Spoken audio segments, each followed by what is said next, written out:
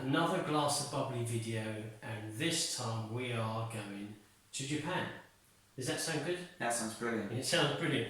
And also we've got 2 gold medal winning sparkling wines all the way from Japan, known as the Land of the Rising Sun. Yeah. Yeah, I suppose you know that already, do you? We've also got some sushi, because funny enough, we've got one of the gold medals which is in the Forget-Me-Not category, and the other one is in the gastronomic. So we've got sushi.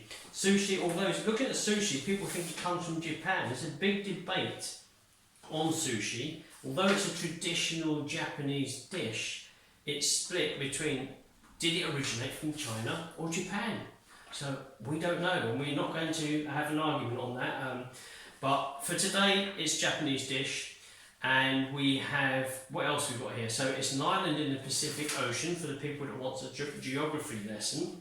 And there's a couple of other interesting, that I thought was a really interesting fact. Yeah, Japan has more than 50,000 people who are over 100 years old. So that must be something to do with the climate, or the wine, maybe, or the cuisine.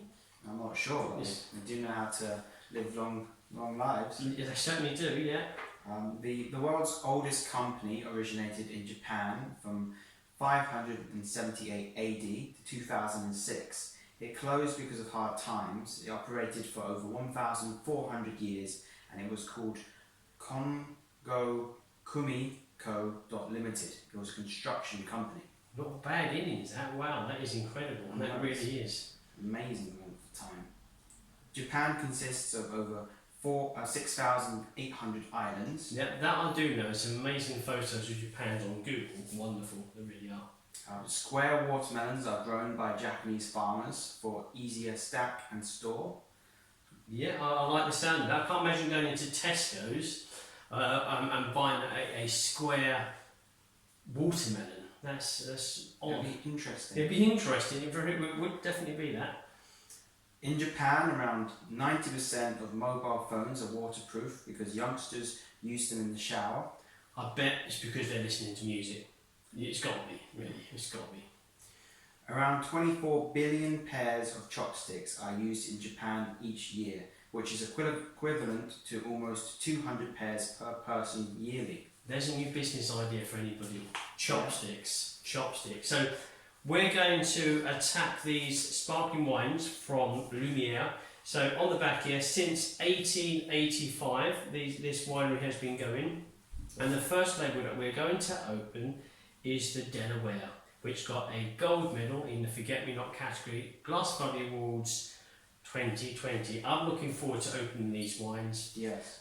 And sparkling wines all over the world is incredible. Not only is it champagne in France or maybe Prosecco from Italy. I've been to Georgia, had sparkling wines. Obviously, you've got Japan here, South Africa, South America, North America, all over the place. And even here on home soil, English sparkling wine. So, but today we are going over to Japan. I've never been to Japan, and I would love to go to Japan. Yeah, same. It looks like a beautiful country. It does, it really does. It looks very appealing. So here we go with the Delaware. Oh, lovely. Lovely bubbles in the bottle. Actually, beautiful. Okay, I'm going to pour. Thank you. How are we going to do the scoring here? Usually we've got loads of wines to taste. Today we're just doing 2. We're just going to pick a favourite of the 2, maybe. I suppose that's all we can do, isn't it? So, the Delaware. So this is Forget-Me-Not. So this is a kind of a wine that it's, to a degree, you like it or you don't like it. And if you, it stands out in your mind. It literally, it could be something very different about the wine. And sometimes in wine descriptions, different isn't always taken as complimentary. But here we're looking for something that's unique, it jumps out at you. So the judges put this as a gold medal winner within this category, Forget-Me-Not. Oh, yeah. I think that's already a Forget-Me-Not nose. It is exactly that. When we had they had a trophy winner the year before, which was the Kaki Subati. And that won a trophy, I think. I'm sure it won something or other, a trophy in the Forget-Me-Not category. I'm sure it did, yes. Our good friend Marian Berovitz introduced us to this winery, and this one here, a gold medal, It's reminding me of the Kakusubati. So I've got, you tell me, I've got bananas on the nose. Yep, banana. Banana, pastry, whipped cream. Mm-hmm. Very rich on the nose. Yellow fruits, oily yellow fruits. Very sweet, very tempting, very dessert style on the You can nose. see this is dessert. You can see or you can smell? I can smell. Very good. Oh, very creamy, very double cream on the nose. It's brilliant. It really is. I'm hoping it's going to be similar with the flavour. Yeah. So we're going to give this a go.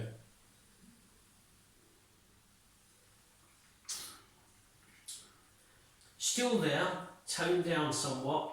A touch more on the citrus side. Yeah. Lime zest. I'm getting here. Lime zest. You have got that characteristic that you had on the nose. So we have got a touch of cream.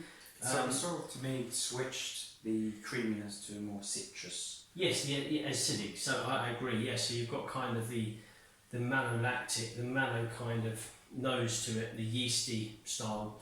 But then we're hitting the kind of acidic, zesty, fresh, crisp flavour in the wine. But in the mid-length to the length, it's toning down and going towards that yeasty character again. The nose is really to die for. You fall in love with the nose. It's so attractive.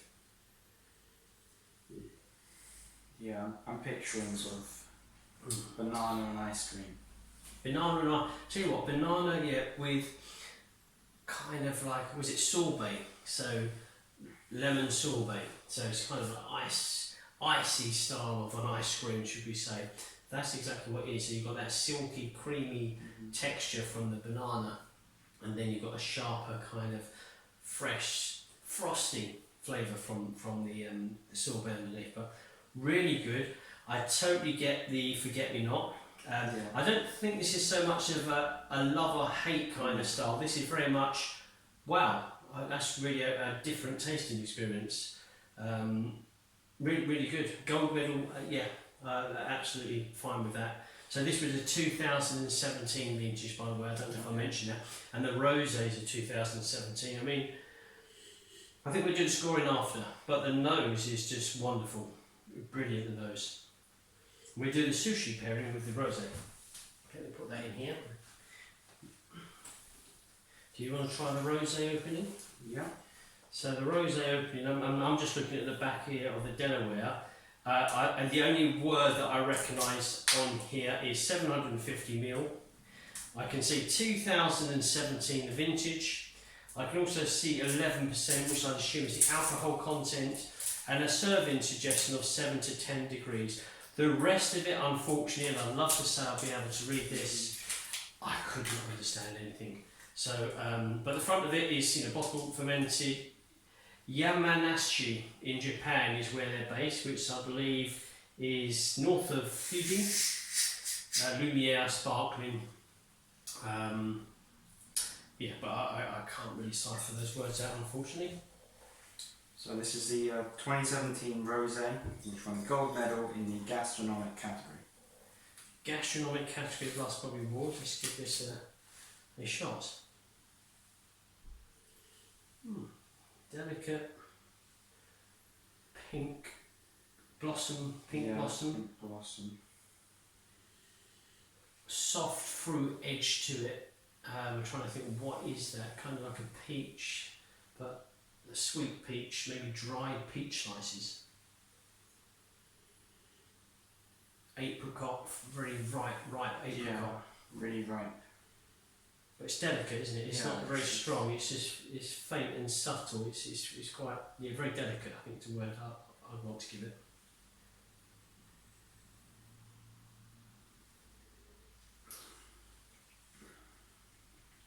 Again, it's quite delicate in flavour. It's not too intrusive. It's soft expression of red berry fruits. Yeah. And then you've got, again, a pink blossom, so it's very in tune with the nose. Once again, the aromas are more or less spot on with the flavours. It's not a tough and a bold sparkling wine.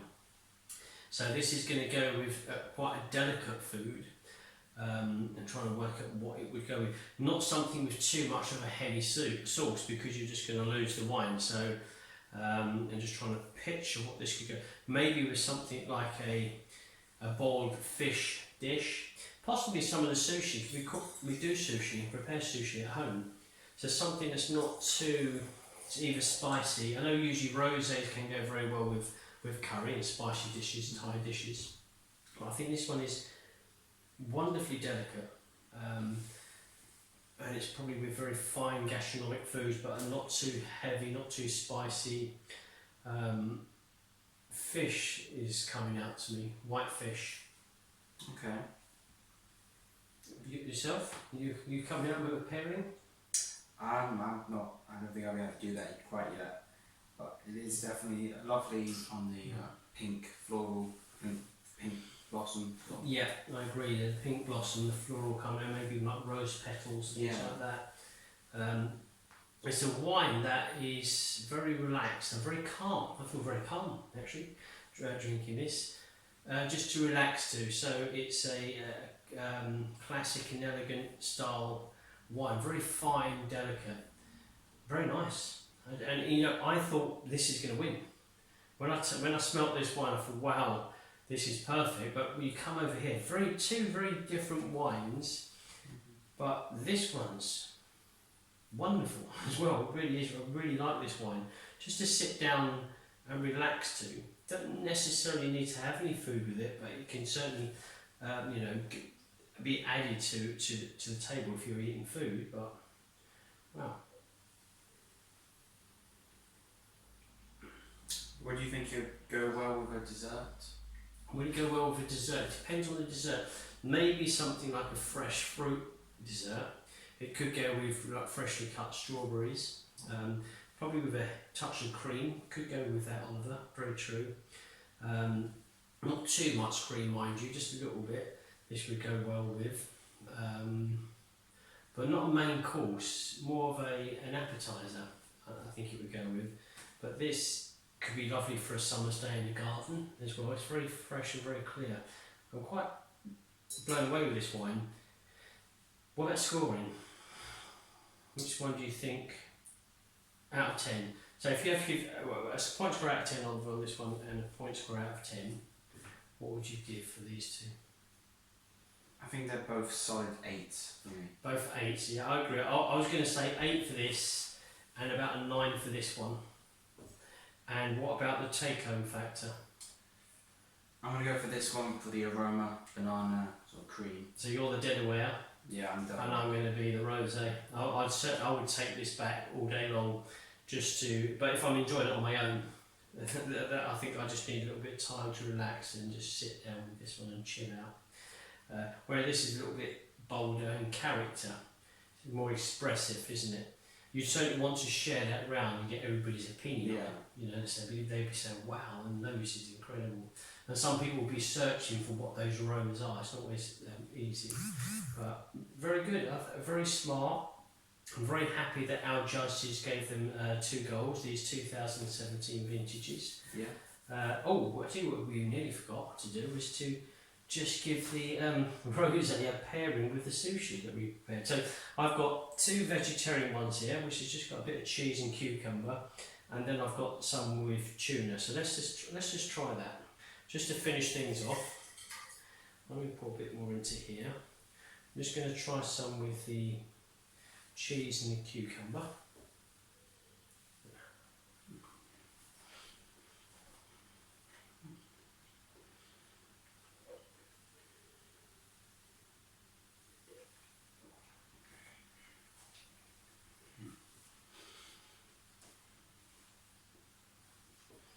Very good, very nice.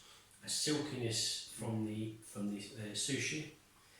A touch of savouriness, but you've got this glide, or this kind of silky raspberry, redberry character. It cleanses the palate very, very well, but nothing's over competing here. They're just blending very, very nicely, and the length is very, very good. Yeah, it's very silky, very smooth, and for me it gave pink floral, pink blossom. I keep saying that, but yeah, it gave it a pink flower. So you get like a pink character too. I know Yeah. it's a rosé wine, obviously, but you're giving that kind of pink character to the wine. I agree, and I thought the pairing very good. Let's try one with the tuna. So tuna.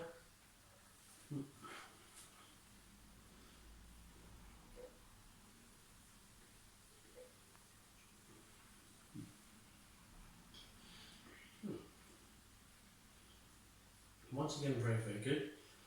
Cleanses the palate, a fresh kind of creamy raspberry hit. Leaves the tuna mid-length, and then towards the clove is still tuna. It's very fresh, very delicate, so this is very good, a good combination. I think possibly this is quite a perfect pairing really. It's some kind of sushi, nothing too strong. It's delicate. Delicate food, and I think that's a nice pairing between the two. I don't think this would have probably done so well. I think it would have been a bit clashy. So the rosé with the sushi worked quite well, actually. So that's another tasting done, all the way over in Japan, the land of the rising sun. And until next time, we thank you for watching, and well, stay tuned. Yeah. Until the next one. Until the next one. Cheers. Cheers.